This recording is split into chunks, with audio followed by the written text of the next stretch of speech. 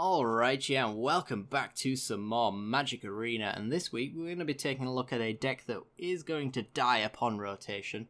I did put a question out to people on Twitter, and you should follow me on Twitter as well, because I do ask a lot of questions which do actually influence the channel, so big shout out to following my Twitter account. But I basically asked whether or not you guys wanted rotation proof decks coming with Guilds of Ravnica, or if you wanted to see decks that won't survive that are quite fun. And I got a mixed bag of both, really. So last week I ended up doing a rotation proof deck with the green-black Reanimator list, and I'm hoping to play that when Guilds of Ravnica comes out. This week though, we're going to be playing mono-black Panharmonicon, which contains a lot of cards from Kaladesh, so we're going to be losing this deck in a few weeks, but it is a sweet little list. I do recommend checking out the deck tech if you want to see how this list runs, other than watching the matches, of course. Quick little update, though, before we do get into the games. I will be going on vacation next week on Sunday the 23rd. I'll be going on vacation, so I'll actually be away when Guilds of Ravnica is released. What I'm going to do, though, is I'm going to try and get enough content so that you guys have some videos every single day. They might not all be Magic content, but I'm going to see what I can do anyway, as far as getting content out for you guys. But as soon as I get back, though, I'll be straight on with the Guilds of Ravnica stuff. I'm going to be so excited, because there's going to be a wipe coming as well, and I'm going to get all my gems back, and my card collection is going to be beast, I'm assuming. 5 sets instead of 8. It's going to be interesting. But yeah, I hope you guys enjoy the matches anyway. I'm going to leave you off here. I'll see you in the games.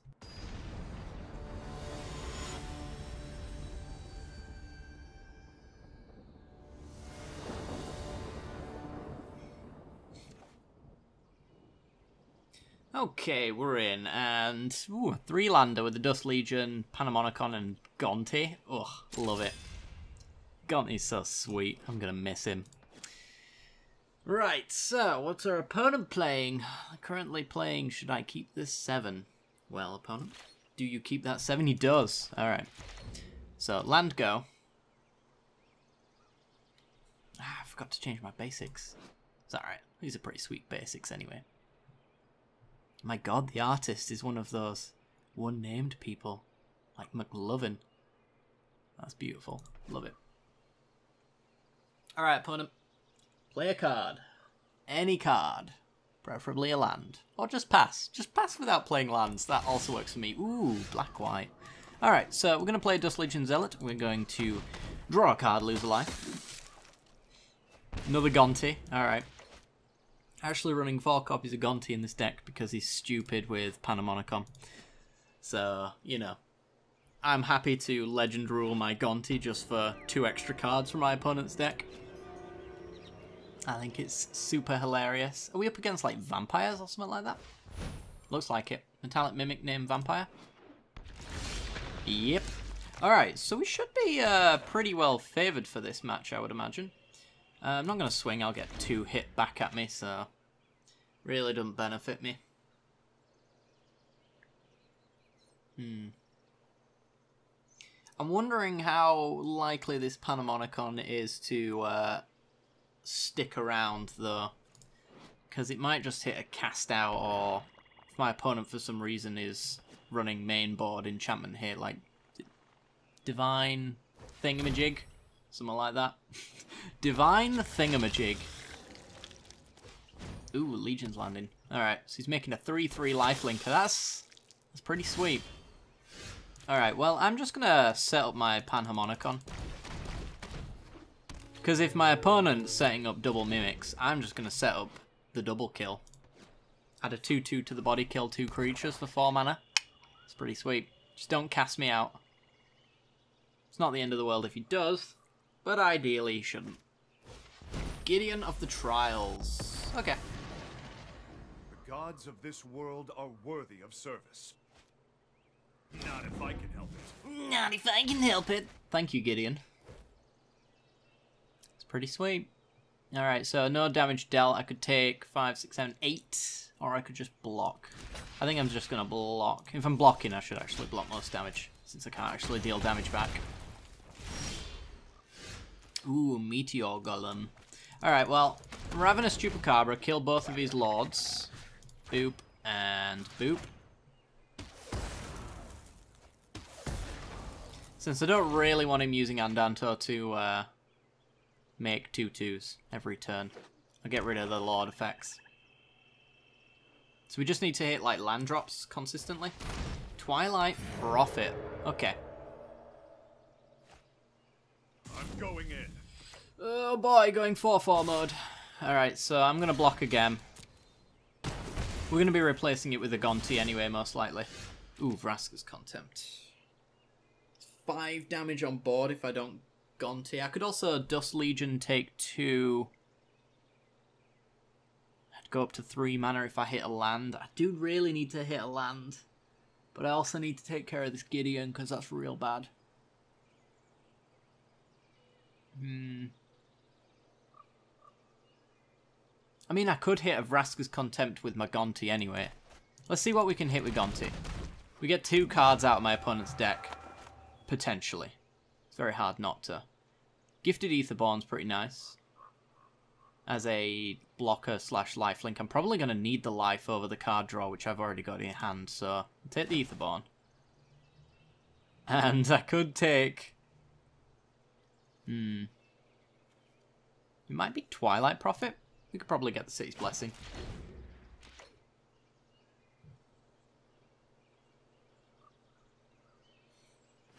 Alright, if I don't draw a land, it's definitely going to be Vraska's Contempt on Gideon.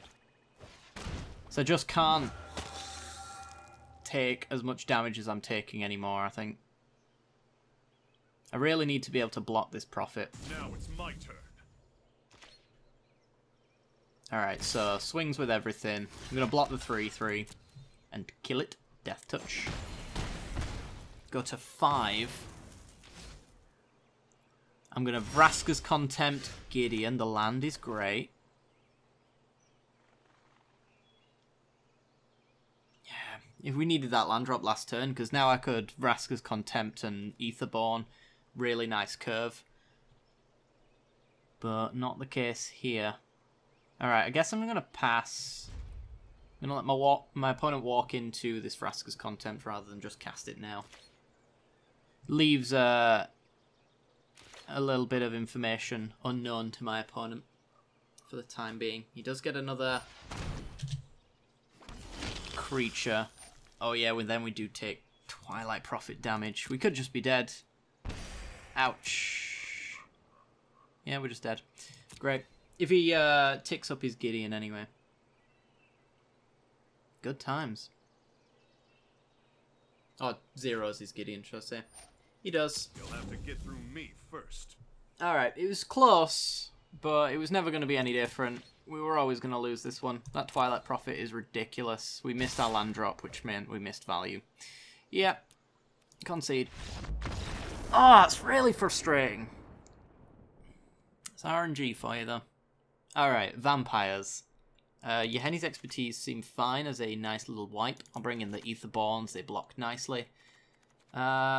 Legendary creatures didn't really show any. This kills lords, so that's okay. Meteor Golem. It's probably not as necessary. We didn't see many planeswalkers out of him. And if we did, we've got Vraska's Contempts back, which can also be used quite nicely. What else do we want to get rid of? A Noxious Gearhulk is fine. Cut the top end, essentially. Make sure that we get our lower end in. And I guess we could trim a Gonti. Let's try it like that.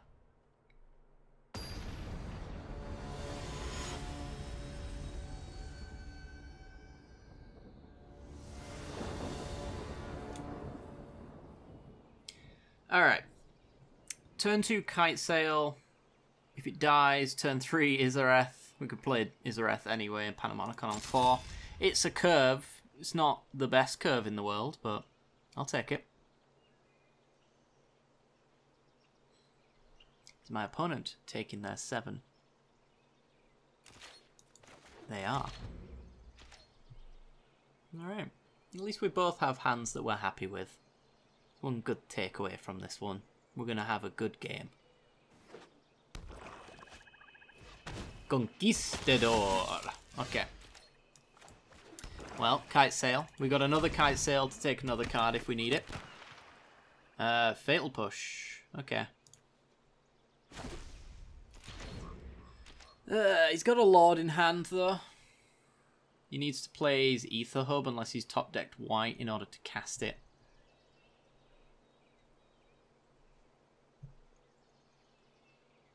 So this is the one, each opponent loses 1 life. Alright, so we can actually block 1 point of this. It's the Pirate, I think, that gets +1/+0 when it attacks. There's a few cards of this kind of effect, which make mono black aggro a thing. Okay, I'm gonna have to take all that. Ooh, Yahenni's Expertise as a backup for later is pretty good. I think I'll just take Izareth. And swing. A nice 3/3 Death Toucher should deter my opponent enough.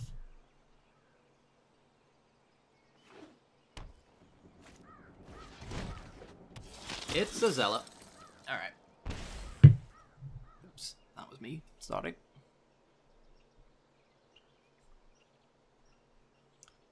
Yeah, no attacks. That's pretty great. Which buys us all the time in the world to start pumping Panharmonicons out. And hitting for 1 as well, while we're at it. Because I can just Panharmonicon again next turn. If he doesn't attack, then he adds more to the board. He can't really get out of Expertise range until he plays another Lieutenant. But he'd have to double Lord in effect to make that happen, which is very unlikely. And Kite Sail Freebooter at the moment takes 2 cards from my opponent. I suppose since the all unknown cards, maybe I should actually just Freebooter next turn.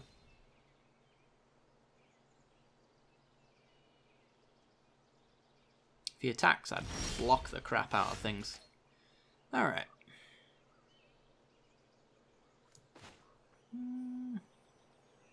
The thing is, by taking cards out of his hand pre-expertise, I actually essentially just give him those cards back.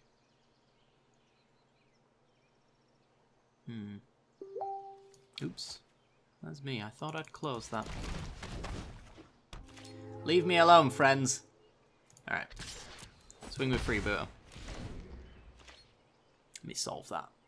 Boop. There we go. So there's his other Legion Lieutenant.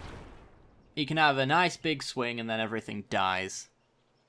And I take all of his cards if they're non-creatures.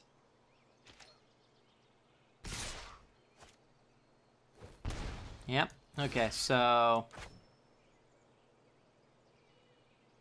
I'm just wondering if there's a way. I guess I have to block the Lieutenant just in case he's got like Pride of Conquerors to pump his dudes, then at least I take 1 point off. Does that make any difference? 5, 6, 7, 8, 9. Yeah, it would take him off of Ascend. We're down to 5. Jeez. Alright. And then we'll play. Actually, we'll swing first. Then we'll play Yahenni's Expertise. And I'm going to be giving him Fatal Push back, so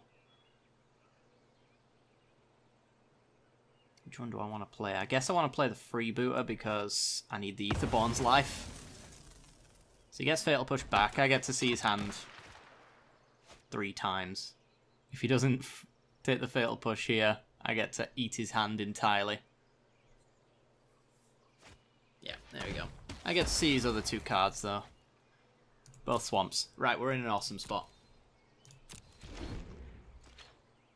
Etherborn comes down, can start swinging. He says land go. Ooh, Chupacabra means that any swarm card that he has is immediately just negated by a Chupacabra. We can kill 3 creatures with a Ravenous Chupacabra. And there's Filigree Familiar to close out the game. He can kill this to stop our life gain. Then we slap down a Familiar. And we gain a lot of life. There's 6 life for 3 mana, up to 11.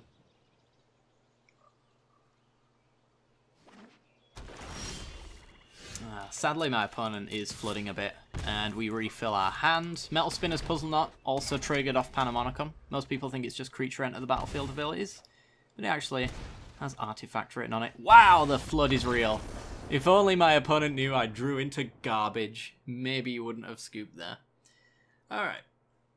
I feel like Kite Sail is a little weak. Is there anything that's a little better? Maybe go down 1 Kite Sail, because we didn't see really much there. I was maybe aiming for things like Cast Out and stuff like that, and removal, but I almost don't care that much. Noxious or Gonti, I think, is better than a Kite Sail in this particular situation. Which one is the better one, though? I could build a go wide strategy with Gontis.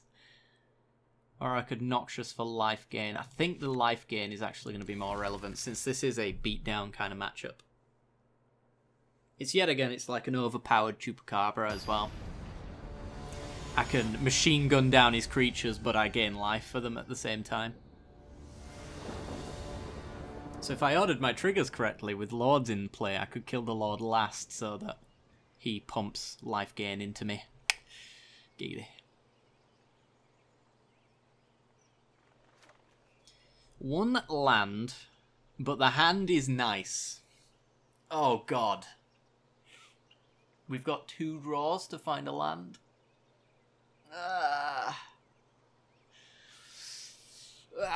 No. Don't do it. Don't do it. This hand's fine. And Swamp on top. Yep. Okay. Sanctuary, go. Okay. Swamp, go.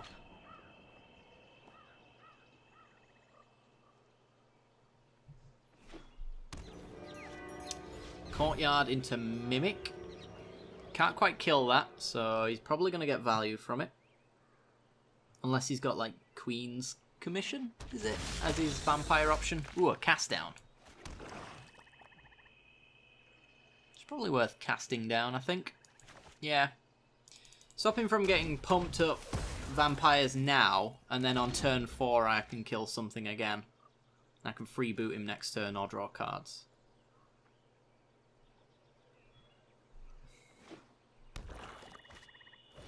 Arterial Flow. Each opponent discards if you control... Alright, okay, so... Just gonna get rid of Freebooter. And I really like Puzzle Knot, and I obviously want the land drop. Kind of like Izareth, but she's probably the pick to dump. Yeah, I think so. I think there's just too much chance that she just dies on the spot for no value. She is a one-of, but she is the meme card. She is the traditional MadLad meme card, which you should probably cut for a better card whenever given the choice, if you want to go down the better card route anyway. Is it Gonti or Chup? I think it might be Gonti. Blocks Aetherborn just fine. We get a card out of it. And I can Chup something better than an Aetherborn. Still trade here, so... That's fine. Gonti's done his job, and if I find another Gonti, then I'm not legend ruling it. Huh. 4, 5, 6, 7, 8 with a land drop.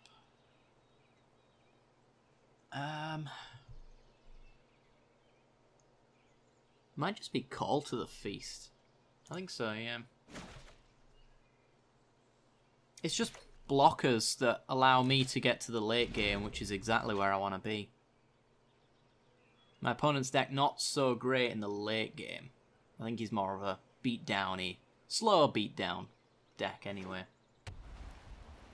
Vampires aren't exactly the best tribe in the world.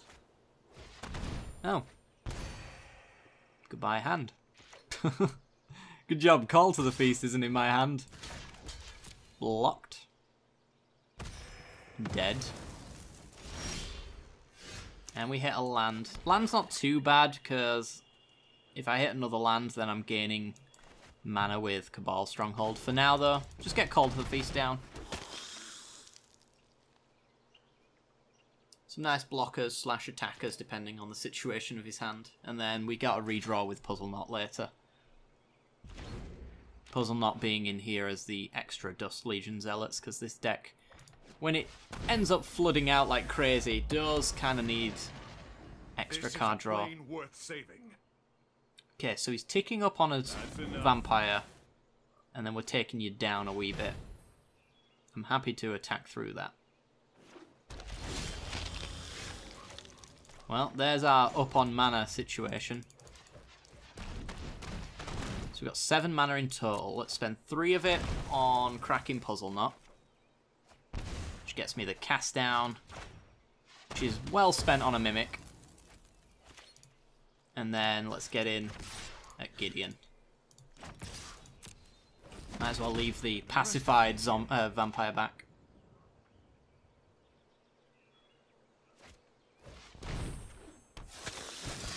Foreigner to get a Lord, I'm assuming. It's pretty good. I need some card draw. Ooh. He's actually going for the Forerunner Storm Chain, it seems. Okay. He has to tick up on his Gideon here again. No, I don't think so. But now I can only get 1 damage in at Gideon. Ouch. Let's hold this in hand. There's obviously value in playing it for the Cabal Stronghold, but if I draw an additional land next turn, then I can just play 1 out of hand. This way it gets him to potentially use his discard spells that he's been throwing at me.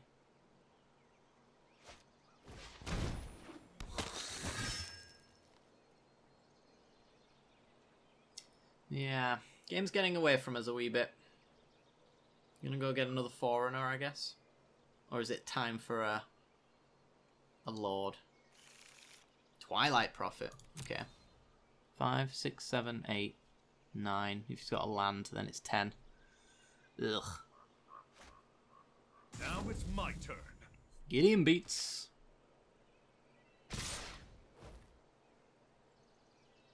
I almost just want to trade here because it means that Twilight Prophet isn't online next turn. But then I've got no blockers left, and I'm taking full scale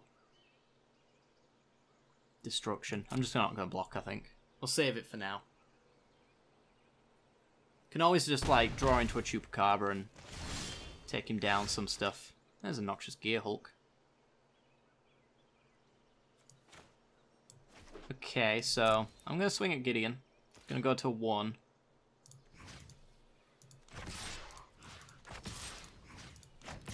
And I'll save this Gear Hulk for that Twilight Prophet that he's planning around. We go up to 14.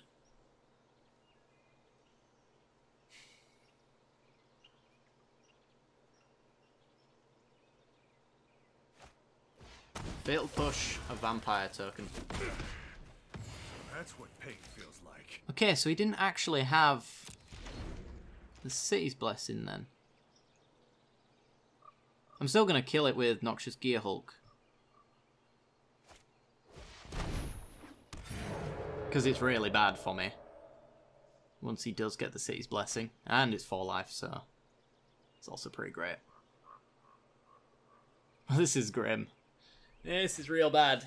I've been waiting for this. I need a series of draws, I think, to truly get out of this situation. And Kite Sail Freebooter, not exactly one of them. But I guess it's a blocker. Take you down. Swing at Gideon. Play Freebooter. Bring it on.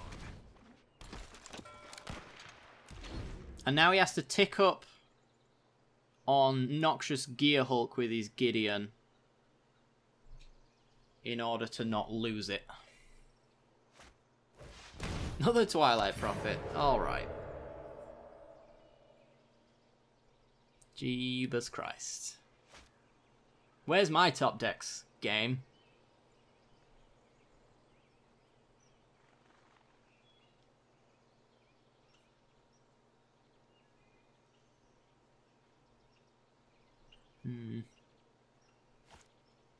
Panharmonicon deserves to be liberated. Yeah, ticking up on Gear Hulk.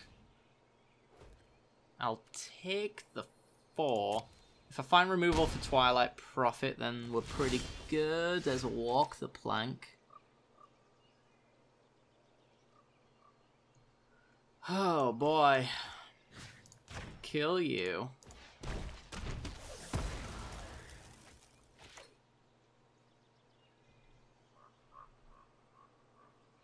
I guess we hit Gideon again. I gotta keep him from... Stings.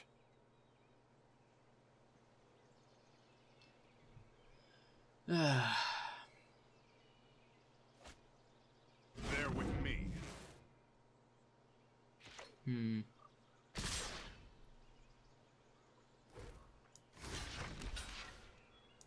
Block 1, go to 2. Kite Sail. Does nothing. Gonti. Come on, Gonti. Show me the way. We've got plenty of mana to do most things in his deck, I would assume. Fatal Push, Dust Legion. Okay, so I can kill Gideon. I can kill Freebooter, which allows me to kill Gideon. I've got blockers back for Forerunner. I think that's got to be the play.